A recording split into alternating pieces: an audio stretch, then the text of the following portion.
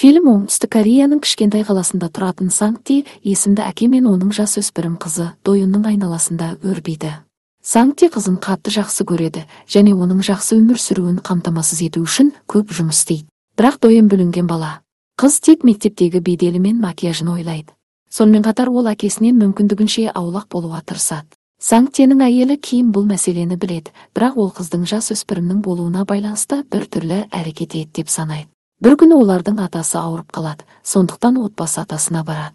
Дойын сол жерде де әкесіне мән бермей, достарымен сөйлесуді жалғастыра береді. Біраз уақыттан кейін ол орнынан тұрып кетуге дайындалып жатыр, сондықтан Сангти оны үйге апаруға мәжбүр болады. Әкесі эмоционалды болып, қызынан дұрыс емес нәрсе жасадым ба деп сұрайды, және күндіз-түні жұмыс істейтінін айтады. Тек қызының талаптарын орындау үшін, бірақ ол әкесіне мән бермейді. Мұны естігеннен кейін Дойын оны әрдайым дұрыс түсінбейтінін және студент болу өте қиын екенін айтады. Сангти студенттік өмірі оңай деп санайды. Олар дауласып жатқанда оның өмірін бір күн бойы өткізуге шақырады. Атасы жоқ жерден пайда болып, гинква ағашын көрсетеді. Егер ол сол ағаштың жанында дұға етсе, оның тілектері орындалуы мүмкін екенін айтады. Бірақ өкінішке орай, ол артқа бұрылғанда оны ешкім тыңдамағанын түсінеді. Дегенмен Дойын мен Сангти әлі де үйге дауласып кетіп бара жатыр. Соңғысы қызына ұрысқан кезде зейінін аздап жоғалтқанын түсінеді, және ол көлігін келе жатқан жүк көлігіне соғып кетеді. Екеуі ауруханада оянғанда, олар денелері ауысқанын білгенде шошып кетеді. Олардың денелері сиқырлы гинква ағашының әсерінен өзгерген сияқты. Олар уақытты жоғалтпай дауласып, аурухананың оқшауланған бөліміне барып, қызының денесіндегі Сангти жағдайды түсінуге тырысады, және Құдай оларды абайсыздық үшін жазалады деп болжайды. Бірақ әкесінің денесіндегі Дойын бұл логикалық түсініктеме болуы керек деп мәлімдейді. Дәл содан кейін Сангти өзінің дәрігер досы Лиді еске алады, және оған баруды шешеді. Содан кейін екеуі ауруханадан қашып таксиге отырады. Жолда Дойын Сангтені папа деп атайды, сонымен қатар өзін қыз сияқты ұстай береді. Бұл такси жүргізушісін шатастырады, және күткендей оларды психикалық науқас деп санайды. Келесі көріністегі Дойын мен Сангти Лидің кеңсесіне келеді. Ал соңғысы қызының денесінде көмек сұрай бастайды. Ол қызының денесін әкесіне ауыстыруын өтінеді. Дәрігер сену үшін Лидің құпияларын ашады. Бірақ оларға сенудің орнына Ли ашуланып, Сангтиге олардың құпияларын ашқан үшін ұрсады. Ал әкесі мен қызы ештеңе айтпас бұрын оларды дәріханадан қуып шығады. Нәтижесінде олар өздерінің ауысуын бәрінен, соның ішінде анасынан да құпия ұстауды шешеді. Кейінірек кешкі ас кезінде Ким отбасына дәмді тағам береді, бірақ Сангти оны көп жей алмайды, өйткені оның қызы диетада. Екінші жағынан, алкогольді ешқашан ішпеген Дойын әкесінің денесінде аздап ішуге мәжбүр болды. Дойынның жағдайы нашарлап бара жатыр. Түнге таман анасы онымен махаббатпен айналысуға тырысқан болатын, дегенмен Ким мас болғаны сонша ол ұйықтап қалады. Ертесі күні олар ерте тұрып, денелерін қалай қайтаруға болатынын зерттей бастайды. Бірақ өкінішке орай, бұл туралы еш жерде ақпарат жоқ. Біраз уақыттан кейін олар жертөледе кездесіп, бір-бірін қиыншылықтар үшін айыптайды. Содан кейін ғана Сангти олардың қарт атасы табиғаттан тыс нәрселер туралы көп нәрсені білетінін есіне алады. Ол оны бірден шақырады, және қария гинква ағашының әсері болуы мүмкін болғанын айтады. Сонымен қатар бұл әсер бір аптаға созылғанымен екеуіне абай болу керек, өйткені егер олар қайтадан жанжалдасса, бұл ауыр зардаптарға әкелетінін айтады. Олар жеңілдейді, бірақ олар әлі де апта бойы өтуі керек. Бұл олар үшін өте маңызды. Сангтенің жұмыс орнында маңызды презентациясы бар, ал Дойын музыкалық клубта өмірінде бір рет өткізілетін ән байқауына дайындалу керек. Ән байқауы маңызды, өйткені оны ұнататын адам өткізеді. Олар өзара бір-бірінің өмірін жалғастыруға шешім қабылдайды. Олардың тиісті әдеттер мен өмір салтын үйренеді. Сәйкесінше, олар бір-біріне өзін қалай ұстау керектігін үйретеді. Тіпті шынайы көріну үшін телефондарын ауыстырады. Дойын әкесінің кеңсесіне жеткенде, ол оның шынымен танымал емес екенін біледі. Ол косметикалық компанияда жұмыс істейді, және Team Powder деп аталатын шағын жалқау топты басқарады. Ол сатылымның болмауына байланысты жұмыстан шығарылатын сияқты. Оның командасы арасында менеджердің көмекшісі Чан Ван Ол жауапты қызметкер. Сату менеджері бөлімінде қыз жұмыс істейді. Ол сатушы әйелге қарағанда модельге көбірек ұқсайды. Біраз уақыттан кейін Повдер командасы Чан Ват тұсаукесерді түсіндіруге тырысатын шағын пікірталас өткізіп жатыр, бірақ ол достарымен сөйлесумен айналысады. Бұл команданы ашуландырады, өйткені сол кеште олар VIP инвестор Куанмен маңызды кездесу өткізеді екен. Екінші жағынан, Сангти қызының мектебіне келіп, сыныбындағы ең мойынсұнғыш оқушының қасында отырады. Бұл бәрін шатастырады, өйткені Дойон тәкаппар және дөрекі болуымен танымал қыз. Кейінірек ол музыкалық клубқа кастинг өткізетін аудиторияға барады. Сангти қызының Гуоға ғашық екенін байқайды және оны бірден ұнатпайды. Бірақ оны сахнаға шақырған кезде ол жасөспірім кезіндегі әнді есіне алады және ритмге түседі. Сангти қызының денесінде гитараны ұстап алып, барлық төрешілерді таң қалдыратын керемет ән айта бастайды. Осы уақытта Дойон Куанмен кешкі ас ішеді және барлық қатысушылар оған келісімге келу үшін оған жақындауға тырысады. Дегенмен қыз әкесінің ісіне қызығушылық танытпайды және телефонды пайдалануды жалғастырады. Бұны байқаған Кван келісімшартқа қол қоятынын айтады, бірақ егер Сангти караоке ән айтып 96-дан жоғары балл жинаса, әдетте Дойон басқаларға көмектесу туралы ойламайды, бірақ ол караокені жақсы көретіндіктен ол бірден келіседі. Содан кейін сахнаға шығып 97-ге жуық рейтингке ие болатын таңғажайып шоуды орындайды. Бұл топты қуантады және келісімшарт жасалады. Түнде әке мен қыздың дуэті кездесіп, бір-біріне өзінің алғашқы күні туралы айтады. Сангти қызының өз командасының алдында билегенін білгенде ашуланады, бірақ ол оған күлімсіреуден басқа ештеңе істей алмайды. Жанжал олар үшін ауыр зардаптарға әкеледі.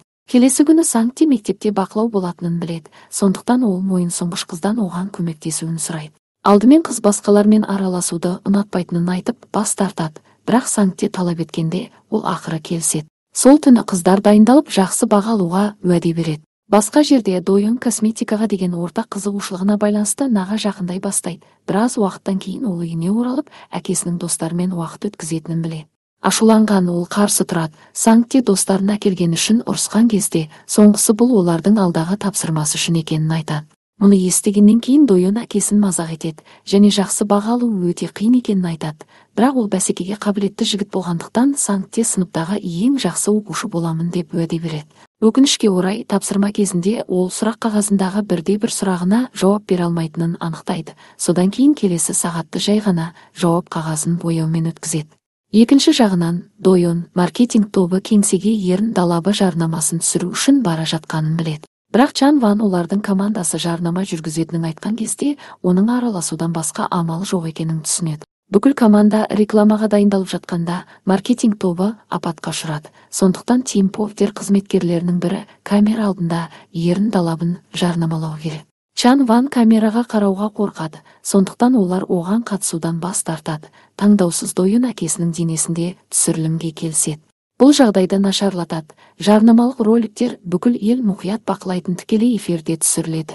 Бірақ таңқаларлық, косметика туралы өзінің мінсіз білімін қолдана отырып, есінеу ерін далабын мінсіз мақұлдайды және басшыларға әсер етеді. Алайда ол тойламас бұрын оған мектептен қоңырау шалып, әкесі өте нашар әрекет еткенін айтады. Тікелей мұғалім бөлмесіне кіріп, әкесін мұғалімнің алдында ұра бастайды. Ол тіпті оны бірнеше рет ұрады. Осы сәтте Сангти көшеге қашып кетеді. Көшеге шыққанда екеуі татуласады және енді бір-бірінің өмірін бұзбауға уәде береді. Дойон өзінің ұнататын жігіті Гуо оны кездесуге шақырғанын айтады. Бұл ол жіберіп алмайтын мүмкіндік еді. Содан кейін ол әкесінің кездесуге баруды және күткендей әсер қалдыруды өтінеді. Сангти бірден бас тартады. Ол баланы мүлдем ұнатпайтынын айтады. Бірақ Дойон қыңыр қыз болғандықтан ақыр соңында оны кездесуге көндіреді. Келесі күні кешке Сангти түрмеге баратын сияқты көшеге шығады. Ал мазасыз Дойон оларды артынан аңдып жүреді. Көп ұзамай Гуо оны музыкалық дүкенге апарады. Сонда олар музыкаға деген қызығушылықтар үшін жақындай бастайды. Гуо және Сангти үйге оралу үшін автобусқа отырады. Дойон да ішке кіріп үлгереді. Ол әкесінің жігітке өте жақын екенін байқаған кезде қызғанышпен қарай бастайды. Бірақ ең болмағанда күн жақсы өткенін түсінгенде ол өзін жұбатып күлімсірейді. Олардың денелері ауысып жүргеніне 6 күн болды. 6-шы күн Сангти үшін маңызды күн. Ол өзінің бастығы мен директорлар кеңесінің алдында керемет презентация өткізу керек болғандықтан бүкіл командасының тағдыры презентацияға байланысты болды. Яғни егер Сангти директорларды таң қалдырмаса, олардың барлығы жұмыстан шығарылады. Кетер алдында Саңти қызын презентация үшін жігерлендіреді және оған сәттілік тілейді.